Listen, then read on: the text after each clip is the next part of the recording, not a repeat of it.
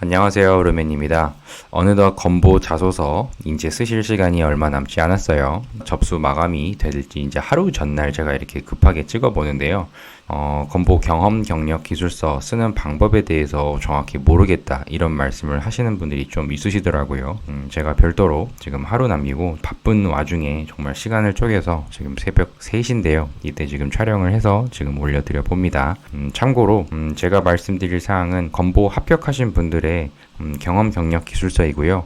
그리고 여러분들이 많은 유튜브나 아니면은 모든 인터넷에서 보셨던 그런 경험 경력 기술서 꼭 그대로 쓰지 않더라도 합격을 한다는 거를 합격자의 경험 경력 기술서를 통해서 좀 보여드리려고 합니다. 일단 바로 보면요. 기본 포맷이에요. 여러분들이 경험, 경력, 상황, 이제 경력, 경험 이제 이렇게 나눠서 이제 구분해서 쓰실 텐데요. 기관명에는 이렇게 풀네임으로 쓰셔도 전혀 무방합니다. 뭐 여기서 뭐 땡땡땡 공단 뭐 이런 식으로 쓰시는 분들도 있고, 그리고 이렇게 풀네임으로 그런 기관명이 이렇게 나오게끔 이렇게 쓰시는 분들도 있는데 둘 다 합격을 합니다. 근데 둘 다 합격한다는 거는 그냥 쓰셔도 된다는 의미라고 보면 돼요. 자소서에는 쓸 수 없는데 경력, 경험 사항에는 쓸 수 있다. 좀 사실 좀 이해가 사실 안 됩니다. 그리고 주요 역할과 성과, 이거를 뭐 주요 역할과 성과 이런 식으로 또 나눠서 하실 수도 있는데요. 한꺼번에 이렇게 적으셔도 상관없다고 들어요. 행정직으로 지원하시는 분들도 있고, 뭐 요양직, 건강직 다 각각 다르시겠지만, 일단 기본적으로 적으시는 부분은 최소한 직무기술서에 있는 그런 내용들을 먼저 보시고요. 거기에 해당하시는 게 있다고 하면은 그대로 가져와서 쓰셔도 전혀 상관없습니다. 그래서 일단 이런 식으로 쭉 한번 제가 적어봤어요. 어디에서 얼마간 근무를 했고, 내 주요 역할과 성과는 무엇인지 이런 부분을 한꺼번에 나타내라. 기록 작성이라든지 뭐 어떤 뭐 연계 서비스를 내가 해봤다든지 서류 관리나 공문 작성 뭐 등등 이런 거를 통해서 이런 부분을 많이 맡았다 뭐 이렇게 해서 뭐 쭉 나열해도 되는데요. 하나의 기관에서 많은 일을 하셨다고 하면은 여기에 담아주시면 되고요.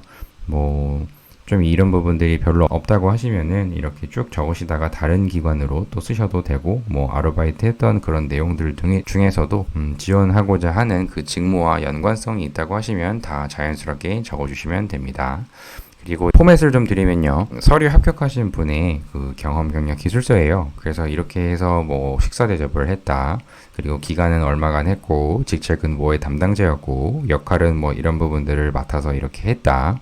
이렇게 해서 개인적인 사례라서 가려두었습니다. 참고로 이렇게 포맷만 좀 보세요. 이렇게도 작성을 해서 모두 합격을 하시는구나 이런 것만 아시면 되고요.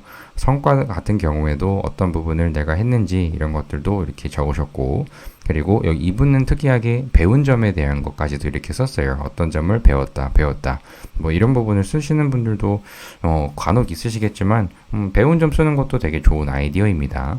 그리고 다른 걸 또 한번 볼까요?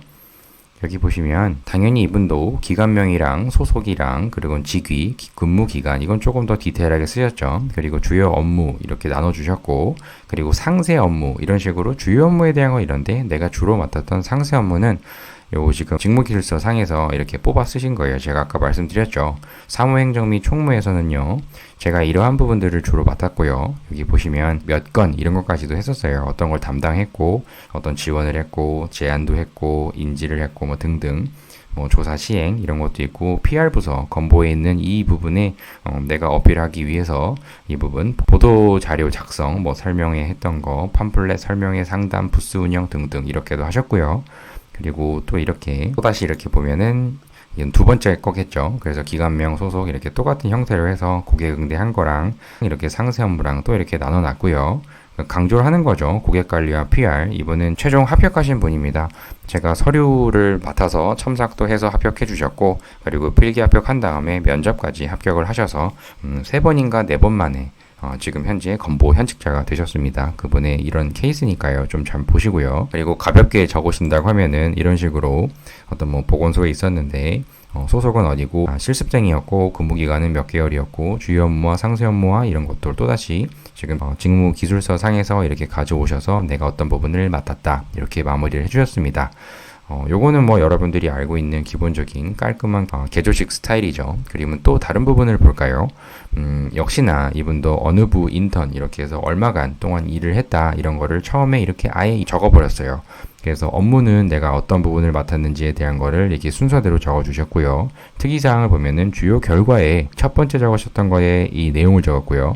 두 번째, 요 세 번째 이런 식의 각각 잘 적어주셔서 4개가 있으니까 이렇게 4개가 있죠. 근데 특이한 거 보면은 내가 이런 맡았던 업무는 이렇게 깔끔하게 하셨는데 주요 결과는 여기 보시나요? 선정될 수 있었습니다. 있었습니다. 기를 수 있었습니다. 이렇게 적으셨다는 거. 짧고 굵게 최대한 업무에 대한 소개는 있었으나 주요 결과는 문장형으로 적어도 합격한다. 이렇게 생각하신 거고 그 다음 거는 더 이렇게 문장으로 다 해버렸어요. 얼마간의 기간 동안에 내가 근무를 했는데 무엇을 위해서 어떤 것을 해서 이렇게 정리를 했습니다. 그리고 어떤 능력을 기를 수 있었습니다. 서포터즈를 통해서 어떤 부분을 수료할 수 있었습니다. 이렇게 강조를 해주셨고요. 그리고 아르바이트, 그리고 멘토링 활동 한번 이렇게 보세요. 이 틀만 이렇게 보시면 돼요. 어떤 거를 했고 무엇을 이렇게 했는지 문장을 이런 식으로 작성을 해도 다 합격을 하시는구나 라는 거를 좀 보여드리고 싶었습니다. 그리고 마지막으로 또 볼까요? 이분 같은 경우에는 위에서 말씀드렸던 우리가 일반적으로 알고 있는 기본 포맷이 아니고요. 이런 사무행정 이렇게 해서 내가 가지고 있는 그 능력치에 대한 부분을 큰 카테고리 4가지로 나눠서 이런 식으로 표시를 좀 했어요. 이게 경험, 경력, 기술서로 하셔서 합격을 하셨습니다. 그래서 사무행정을 맡았을 때는 언제부터 언제까지 해서 어떤 부분을 함양했고 무엇을 맡았으며 이런 부분을 준수했습니다. 이렇게 적어주셨고 예산 수립 이런 부분도 어떤 거를 경험한 적이 있는데 내가 내용상에서 어떤 부분을 맡았고 그래서 결국에는 이런 부분을 수립했습니다. 또 기획적인 부분에서도 어떤 부분을 기획했습니다. 어떤 부분을 설정해서 누구를 도와주고 그리고 결국에는 어떤 성공률을 거뒀습니다. 그리고 조사 파트에도 마찬가지. 얼마간의 기간 동안에 내가 이런 부분을 해서 이 부분을 분석했습니다. 이렇게 문장 형태로 이게 크게 4가지 카테고리로 나눠서 완전 문장형으로 가셔도 합격하십니다. 제가 얘기할 수 있는 부분은요. 어떤 형태로 가시더 간에 여러분들이 하신 내용을 일단 정리는 하셔야 돼요. 주로 어디에서 내가 무엇을 맡았고 그리고 어떤 부분을 내가 주요 성과로 말할 수가 있느냐 이런 것만 정확하게 잘 적으실 수가 있으시다고 하면은 어떠한 형태라 하더라도 합격하실 수가 있습니다. 다만 이거를 보는 나중에 면접관 분들이 조금 보고 조금이나마 눈의 피로도를 줄여줄 수 있는 그런 방향으로 작성해 주시는 게 저는 좋다고 생각이 들어요. 근데 뭐 어떤 형태라 하더라도 이게 맞습니다. 저게 맞습니다. 뭐 이런 형태로 이렇게 말씀을 드리는 것보다는요. 실제 이렇게 합격한 사례를 가져와서 여러분들에게 공유를 해드리니까 자유롭게 여러분들이 정말 원하는 방식대로 정말 자유롭게 작성을 하셔도 다 합격을 한다는 것을 꼭 알려드리고 싶었습니다. 그래서 이제 하루 남았죠. 최대한 여러분들 잘 지금까지 자소서 작성하시느라 수고 많으셨고 또 바로 심평원까지 하시는 분들은 또 더 힘드실 거예요.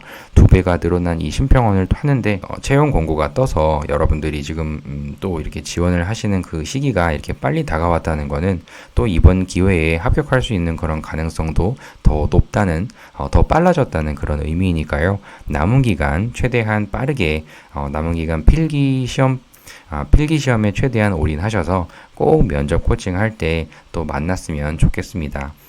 지금 이제 시간이 얼마 안 남았으니까요. 최대한 빨리 마무리 하시고요.